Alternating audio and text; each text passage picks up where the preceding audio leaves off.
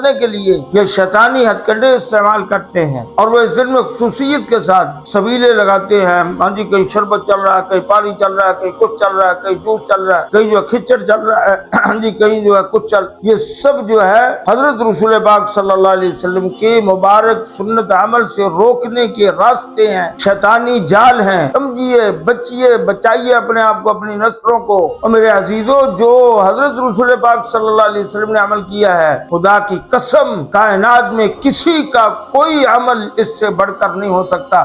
یہ میرا بھی ایمان ہے، آپ کا بھی ایمان ہے، کون نہیں مانتا اس کو؟ اور شیطان کی چال یہ ہے کہ حضرت رسول پاک صلی اللہ علیہ وسلم کے مبارک سنت کی احیا سے روکنا ہے، لہذا لگا دیا امت کو اس طور پہ، غلط راہ پہ لگا دیا امت کو۔ تو خدا کے لیے اس دن میں روزہ رکھنا ہے، پچھلے 1 سال کے گناہوں کا کفارہ ہے، گناہ معاف کروائیے اللہ سے، مزید اللہ کی ناراضگی کو دعوت نہ دیجیے، اغیار کی باتوں میں آ کے بھیڑ چال نہ چلیے، ہمیں کوئی ضرورت نہیں ہے، ہم اہل بیت کے ماننے والے ہیں، اگر اہل بیت نے روزہ رکھا تو ہمیں بھی روزہ رکھنا ہے، اگر امام الانبیاء صلی اللہ علیہ وسلم نے روزہ رکھا تو ہمیں روزہ رکھنا ہے، اگر صحابہ نے روزہ رکھا تو ہمیں روزہ رکھنا ہے، صحابہ نے اگر سبیلیں نہیں لگائیں تو ہم بھی نہیں لگائیں گے، اہل بیت عظام نے اگر سبیلیں نہیں لگائی تو ہم بھی نہیں لگائیں گے، اگر انہوں نے کھچڑ نہیں بکائے تو ہم بھی نہیں بکائیں گے۔ ہم کیوں؟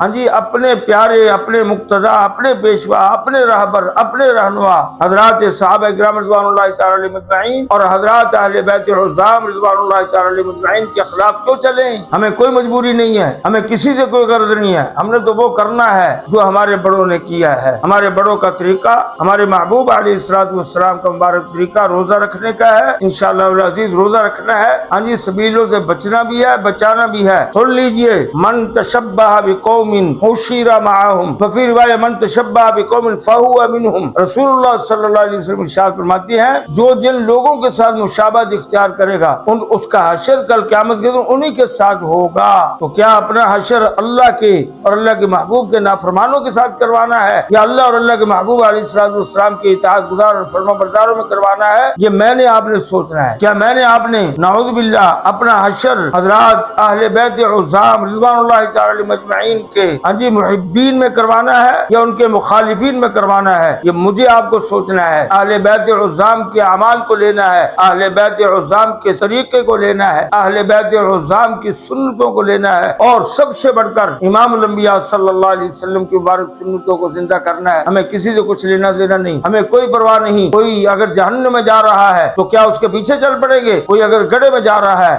تو کیا اس کے پیچھے چل پڑیں گے؟ نہیں، ہمیں خود بھی بچنا ہے، اپنی نسلوں کو بھی بچانا ہے۔ اللہ رب العزت ہماری نسل و اولادوں کی، ہمارے متعلقین محبین کی، ایمان کی، اعمال کی، عقائد کی حفاظت فرمائے۔